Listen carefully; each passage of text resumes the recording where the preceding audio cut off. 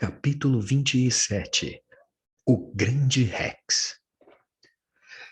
Os possantes tiranossauros se desenvolveram tardiamente na era dos dinossauros. Surgiram apenas nos últimos 15 milhões de anos desse período que englobou 120 milhões de anos. Os Land Cruisers pararam no alto de um morro. Uma área de mata densa estendia-se à frente, descendo até a margem da lagoa. O sol se punha a oeste, mergulhando no horizonte enevoado. Todo o panorama, no Parque Jurássico, banhava-se na luz suave, lançando longas sombras. A superfície da lagoa, enrugada, tingia-se de rosa. Mais ao sul, viram os pescoços elegantes dos apatossauros parados na beira da água, os corpos espelhados na superfície. O silêncio era total, a não ser pelo zumbido das cigarras. Olhando a paisagem, dava para acreditar que haviam sido transportados milhões de anos, voltando no tempo para um mundo desaparecido. Sensacional, não acham? Ed Regis disse no intercomunicador. Gosto de vir para cá às vezes no final da tarde e ficar sentado apreciando a vista. Grant não se impressionou. Onde está o T-Rex? Boa pergunta. O menor fica sempre perto da lagoa. Temos peixes ali. O pequeno aprendeu a pegá-los. É interessante como faz isso. Não usa as mãos. Mergulha a cabeça inteira na água, como um pássaro. O pequeno, o T-Rex menor, é jovem ainda, 2 anos, com 1/3 do tamanho de um adulto. Tem 2,5 metros de altura. Pesa 1,5 toneladas.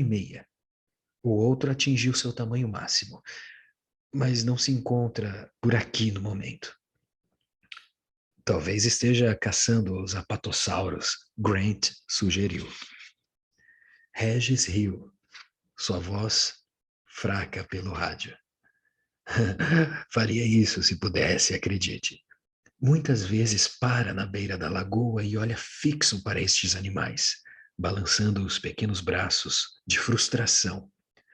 Mas o território dos T-Rex é completamente fechado, com fossos e cercas em toda a volta. Não se podem ver as cercas, foram escondidas, mas estão lá, e ele não consegue ir a lugar algum. Então, onde está? Escondido, Regis disse. Ele é meio tímido. Meio tímido? Tim estranhou. O tiranossauro é tímido? Bem, ele passa a maior parte do tempo escondido. Quase nunca o vemos em áreas abertas durante o dia. Por quê? Acreditamos que sua pele seja sensível e fique queimada pelo sol com facilidade. Malcolm começou a rir. Grant suspirou. Você está destruindo muitas ilusões. Não creio que fiquem desapontados, Regis afirmou. Esperem um pouco e verão. Eles ouviram um som suave, como um balido. No centro do campo, uma pequena jaula surgiu, erguida por um mecanismo hidráulico subterrâneo. As barras da jaula desceram e a cabra ficou perdida no meio do campo aberto, balindo desconsolada. Prestem atenção agora, Regis avisou. Todos colaram o rosto nas janelas. Olhe só para eles, Hammond disse, observando o monitor na sala de controle. Tão ansiosos, espiando pela janela. Não aguentam mais de curiosidade para ver o bicho. Adoram o perigo. É isso que me assusta, Muldoon replicou. Ele brincava com o chaveiro que tinha na mão, acompanhando tenso o monitor que mostrava os Land Cruisers. Muldoon compartilhava as preocupações de Arnold na primeira excursão de visitantes ao Parque Jurássico. Robert Muldoon, aos 50 anos, ainda esbanjava vigor, com seus olhos azuis escuros e bigode grisalho. Crescera no Quênia, onde tinha passado a maior parte da vida trabalhando como guia para caçadores de grandes animais, profissão herdada do pai. Mas desde 1980, servia principalmente de consultor para grupos ecológicos e construtores de parques para animais selvagens. Tornara-se conhecido. Um artigo no Times de Londres afirmara: Robert Muldoon é para os zoológicos o que Robert Trent Jones foi para os campos de golfe, um designer com incomparável conhecimento e capacidade. Em 1986, ele trabalhara para uma empresa de São Francisco que construía um parque ecológico numa ilha da América do Norte. Muldoon planejara as áreas de cada animal, definindo espaços e habitats necessários para leões, elefantes, zebras e hipopótamos. Mostrara aos animais que podiam dividir o mesmo espaço e aqueles que precisavam ser separados. Na época, não passava de um serviço de rotina. Andava mais interessado em um parque indiano chamado Tiger World, no sul de Caxemira. De repente, há um ano, recebera uma proposta para ser guarda dos animais no Parque Jurássico. Isso coincidira com seu desejo de deixar a África. O salário era excelente, o contrato durava no mínimo um ano.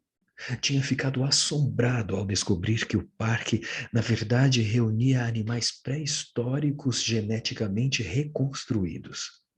Claro, o serviço o interessou, mas depois de muitos anos na África, Muldoon aperfeiçoara uma visão realista dos animais. Nada romântica, aliás, que frequentemente provocava conflitos com a administração do Parque Jurássico na Califórnia, particularmente com o velhinho autoritário a seu lado na sala de controle. Na opinião de Muldoon, clonar dinossauros em laboratório era uma coisa, cuidar deles em espaço aberto era outra, completamente diferente.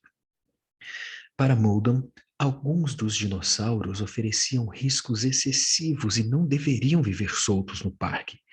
Em parte, o perigo derivava do conhecimento precário disponível a respeito dos animais. Por exemplo, ninguém jamais suspeitara de que os dilofossauros fossem venenosos, até que observaram o modo como caçavam os ratos existentes na ilha. Eles mordiam os roedores e recuavam, esperando que morressem. E ninguém suspeitava de que os dilofossauros podiam cuspir, até que um dos tratadores quase perdera a visão ao levar um jato de veneno. Depois disso, Hammond concordara em estudar o veneno dos dilofossauros, que continha 7 diferentes enzimas tóxicas. Eles também descobriram que o dilofossauro poderia cuspir a uma distância de 15 metros. Como isso implicava na possibilidade de um visitante ser atingido dentro do carro e ficar cego, a administração preferira remover as bolsas de veneno. Os veterinários tentaram isso 2 vezes, com 2 animais diferentes, sem sucesso. Ninguém sabia onde o veneno era secretado, e ninguém saberia até se fazer uma autópsia num dilofossauro. Mas a administração não autorizava o sacrifício de um deles. Muldoon preocupava-se mais ainda com os velociraptors. Caçavam por instinto e nunca deixavam passar uma presa. Matavam mesmo quando não sentiam fome. Matavam pelo prazer de matar. Eram ágeis, corriam muito e saltavam a uma distância surpreendente. Possuíam garras letais nas 4 patas.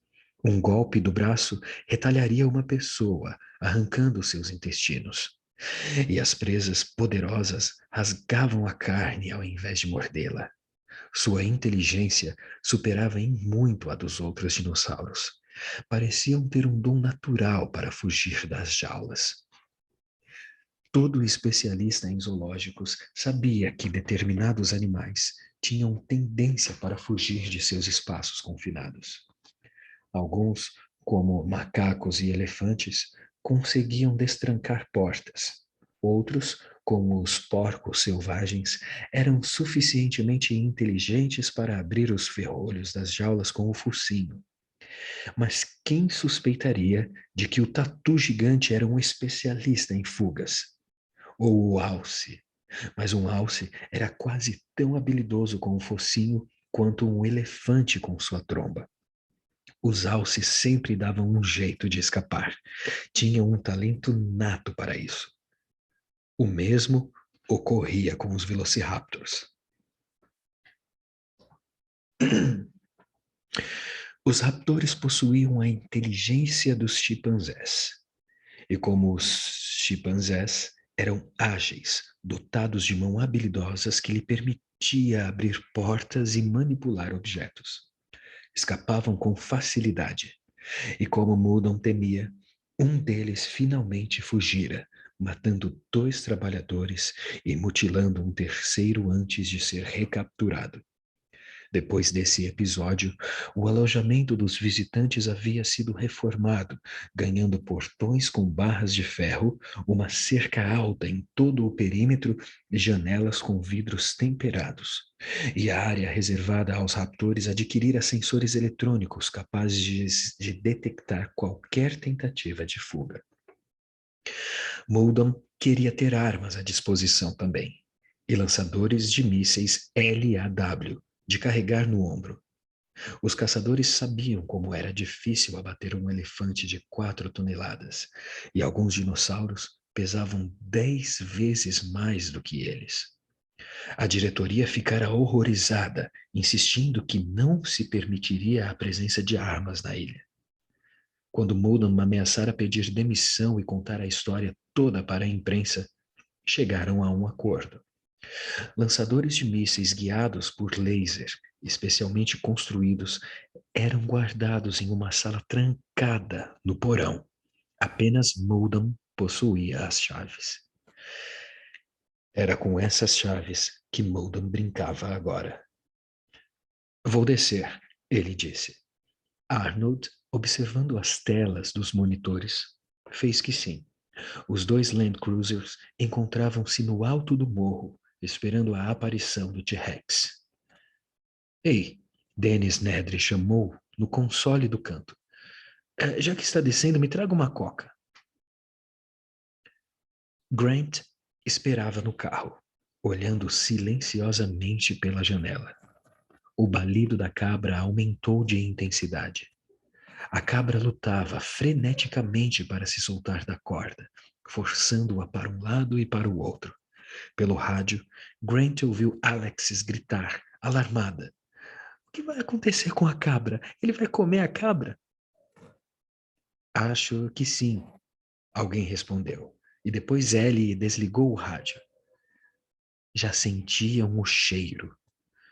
Um fedor de lixo, putrefação e coisa podre que subia a colina, empesteando o local onde se encontravam. Grant sussurrou. Ele está por perto. Ela, Malcolm corrigiu. A cabra permanecia amarrada no centro do descampado, a 30 metros das árvores mais próximas.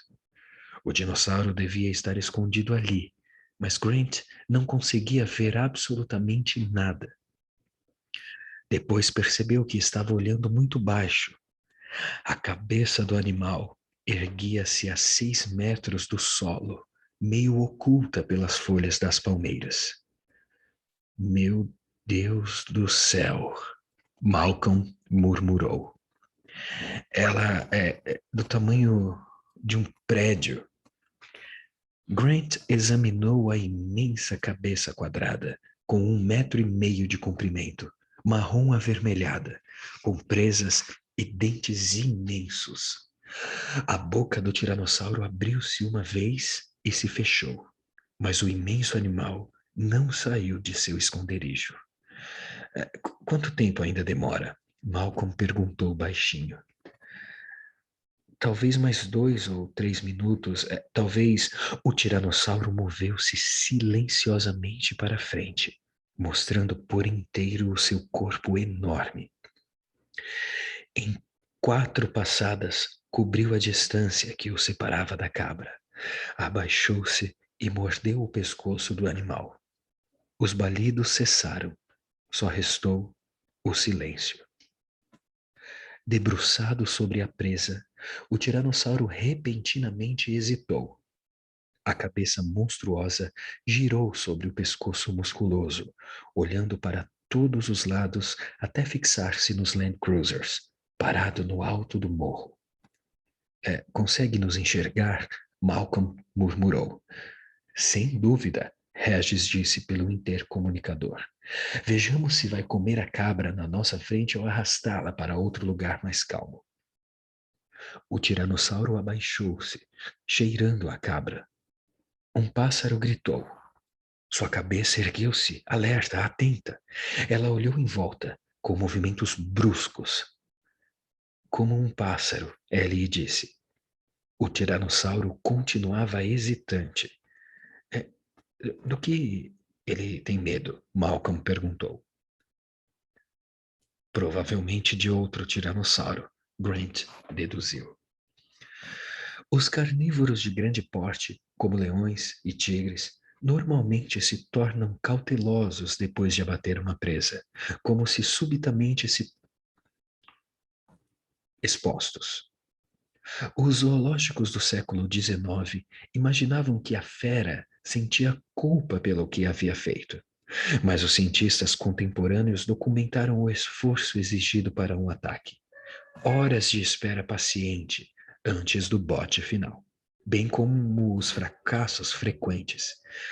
A ideia da natureza sanguinária era errônea.